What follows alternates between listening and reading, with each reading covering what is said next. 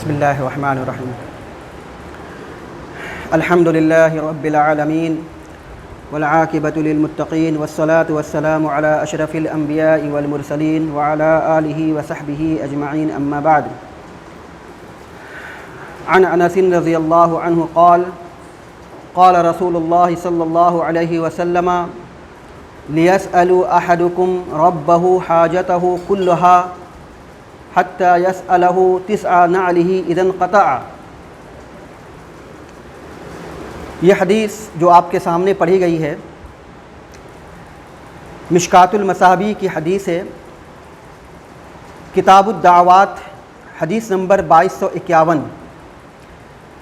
اس کے اندر میں حضرت انس رضی اللہ تعالیٰ عنہ کی روایت ہے کہ رسول اللہ صلی اللہ علیہ وسلم نے ارشاد فرمایا: تم میں سے ہر شخص کو اپنی تمام ضرورتیں اپنے رب سے مانگنی چاہیے، یہاں تک کہ جب اس کے جوتے کا تسمہ ٹوٹ جائے تو اس کے بارے میں بھی اسی سے سوال کرنا چاہیے. یہ حدیث ہے جو حسن درجے کی روایت ہے، اور اسی سے ملتی جلتی ایک دوسری حدیث ہے کہ رسول اللہ صلی اللہ علیہ وسلم نے ارشاد فرمایا کہ تم میں سے ہر شخص کو اپنی تمام ضرورتیں اپنے رب سے مانگنی چاہیے، یہاں تک کہ وہ نمک بھی اس سے مانگے، اور یہاں تک کہ جب اس کا تسمہ ٹوٹ جائے تو وہ بھی اس سے مانگے. اس حدیث کے اندر میں اللہ کے رسول صلی اللہ علیہ وسلم نے ہمیں اور آپ کو اس بات کی تعلیم دی کہ ہمیں چھوٹی سے چھوٹی اور بڑی سے بڑی ضرورتوں کا سوال اللہ سے کرنا چاہیے.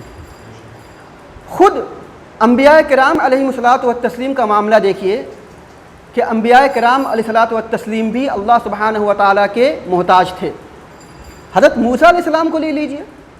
حضرت موسیٰ علیہ الصلاۃ والتسلیم جب فرعون سے بھاگے اور ایک ایسے شہر میں پہنچے، ایک ایسی جگہ پہ پہنچے جہاں تو نہ تو ان کا کوئی جاننے پہچاننے والا تھا، نہ تو ان کے پاس میں کوئی چھت تھی، نہ تو ان کے پاس میں کھانے تھے، بھوکے تھے، پیاسے تھے، در بدر کی ٹھوکر کھا رہے تھے. تو ایسی حالت میں اللہ سبحانہ و تعالیٰ سے انہوں نے کیا دعا کیا؟ رب انی لما انزلت الی من خیر فقیر. اے میرے پروردگار، جو کچھ بھی آپ مجھ پر نازل کیجئے میں اس کا محتاج ہوں، میں اس کا ضرورت مند ہوں. تو انبیاء کرام علیہ الصلاۃ والتسلیم بھی اللہ سبحانہ و تعالیٰ کے رحم و کرم کے محتاج تھے، اور وہ جب بھی دعا کرتے تھے تو اللہ سبحانہ و تعالیٰ سے ہی دعا کرتے تھے. اور ہمیں اور آپ کو بھی اس بات کی تعلیم دی ہے، اس بات کو بتلایا ہے کہ ہمیں چھوٹی سے چھوٹی بڑی سی بڑی ضرورتوں کے لیے کسی کے سامنے میں ہاتھ پھیلانے کی ضرورت نہیں ہے. کسی غیر اللہ کے آگے، کسی مزار کے آگے، کسی کے آگے اپنے حاجت رکھنے کی ضرورت نہیں ہے. چھوٹی سے چھوٹی بڑی سے بڑی ضرورتوں کو اللہ کے سامنے رکھ دیجیے. اللہ مسبب الاسباب ہے، اللہ اسباب کو پیدا کرنے والا. اللہ کہاں سے آپ کی ضرورت پوری کرے گا اللہ بہتر جانتا ہے. تو ان دونوں روایت کے اندر میں اللہ کے رسول صلی اللہ علیہ وسلم نے ہمیں فرمایا کہ انسان کو چاہیے کہ تمام ضرورتیں اپنے رب سے مانگے، یہاں تک کہ اس کے جوتے کا تسمہ یعنی جوتے کا فیتہ بھی ٹوٹ جائے تو اللہ ہی سے مانگے، اور اگر نمک بھی گھٹ جائے تو نمک بھی اللہ سے مانگے. اب یہ بات سوال پیدا ہوتا ہے کہ کچھ لوگ اہل سنت والجماعت جو کہ کتاب اللہ اور سنت رسول اللہ صلی اللہ علیہ وسلم کو ماننے والے ہیں، ان پر یہ الزام عائد کیا جاتا ہے کہ آپ کہتے ہیں کہ ہر چیز اللہ سے مانگنی چاہیے، ساری چیز اللہ سے مانگنی چاہیے، اور جو انسان غیر اللہ سے مانگتا ہے تو گویا کہ وہ شرک کرتا ہے. تو آپ بھی تو اپنی بیوی سے مانگتے ہیں، کھانا مانگتے ہیں اپنی بیوی سے، اپنی اولاد سے پانی مانگتے ہیں، اور آپ بھی تو لوگوں کو کہتے ہیں یہ دیجئے وہ دیجئے. تو کیا یہ شرک نہیں ہے؟ کیا یہ شرک نہیں ہے؟ تو اس کا جواب یہ ہے کہ اللہ سبحانہ و تعالیٰ نے قرآن مجید میں ارشاد فرمایا تعاونوا علی البر والتقوی.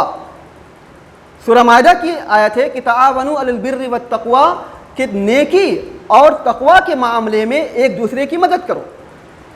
اللہ سبحانہ و تعالیٰ ڈائریکٹ کسی کو نہیں دیتے، اللہ سبحانہ و تعالیٰ اسباب متعین کرتے ہیں. جیسا کہ موسیٰ علیہ الصلوۃ والتسلیم نے جب دعا کیا رب انی لما انزلت الی من خیر فقیر، تو اللہ سبحانہ و تعالیٰ نے ان کو ڈائریکٹ کھانا اور پانی اور ان کو ٹھکانہ نہیں دیا، بلکہ حضرت شعیب علیہ الصلوۃ والتسلیم کو ان کا سبب بنایا. شعیب علیہ الصلوۃ والتسلیم کے ذریعے سے ان کو کھانا ملا، پانی ملا، اور ان کو رہنے کے لیے ٹھکانہ ملا۔ تو اللہ سبحانہ و تعالیٰ اسباب پیدا کرتا ہے۔ اور یہ بات کس نے کہا کہ ہر چیز اللہ سے مانگو؟ اللہ کے رسول صلی اللہ علیہ وسلم نے فرمایا۔ ہم اور آپ نہیں کہہ رہے ہیں کہ اللہ سے مانگو، رسول اللہ صلی اللہ علیہ وسلم فرما رہے ہیں کہ ہر چیز کو اللہ سے مانگو۔ اب آپ دیکھ لیجئے، اللہ کے رسول صلی اللہ علیہ وسلم، سنن نبی داؤد کی روایت ہے 2455 حسن درجے صحیح درجے کی روایت ہے، سنن نبی داؤد کی 2455 نمبر کی حدیث ہے کہ اللہ کے رسول صلی اللہ علیہ وسلم اپنے گھر تشریف لاتے تھے اور اماں عائشہ رضی اللہ تعالیٰ عنہا سے کہتے تھے کہ اے عائشہ کھانے کے لیے کچھ ہے؟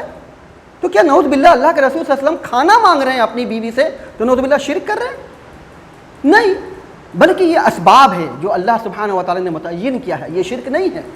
یہ شرک نہیں، شرک تو تب ہوگا کہ جب ہم اپنی ضرورتوں کو اللہ کو چھوڑ کر کے دوسرے کے سامنے رکھیں گے، جب ہم اللہ سے امید کے بجائے دوسرے سے امید لگائیں گے، جب ہم اللہ سے مانگنے کے بجائے دوسرے سے مانگیں گے اور اس سے امید لگائیں گے، تب جا کر کے شرک ہوگا۔ ہاں، اللہ سے مانگیے، اللہ سبحانہ و تعالیٰ اسباب متعین کرنے والے ہیں، اور اللہ سبحانہ و تعالیٰ راستہ پیدا کرنے والے ہیں، وہ آپ کے لیے اسباب متعین کریں گے، تب آپ کو مدد حاصل ہوگی۔ تو اس طریقے سے اللہ کے رسول صلی اللہ علیہ وسلم نے ہمیں اور آپ کو اس بات کی تعلیم دی ہے کہ ہمیں کسی کے سامنے میں ہاتھ پھیلانے کی ضرورت نہیں ہے، کسی کے سامنے میں سجدہ کرنے کی ضرورت نہیں ہے، کسی سے آس اور امید لگانے کی ضرورت نہیں ہے۔ اللہ کی ذات سے امید لگائیے، اللہ سے آس لگائیے اور تمام ضرورتوں کو اللہ کے سامنے رکھیے۔ انشاءاللہ اللہ ہم تمام لوگوں کی ضرورتوں کو پوری کرنے والا ہے۔ اللہ سبحانہ و تعالیٰ سے دعا ہے اللہ سبحانہ و تعالیٰ ہم سبوں کو کتاب و سنت پر عمل کرنے کی توفیق عطا فرمائے۔ اقول قولی ھذا واستغفر اللہ لی ولکم ولسائر المسلمین وآخر دعوانا الحمد للہ رب العالمین۔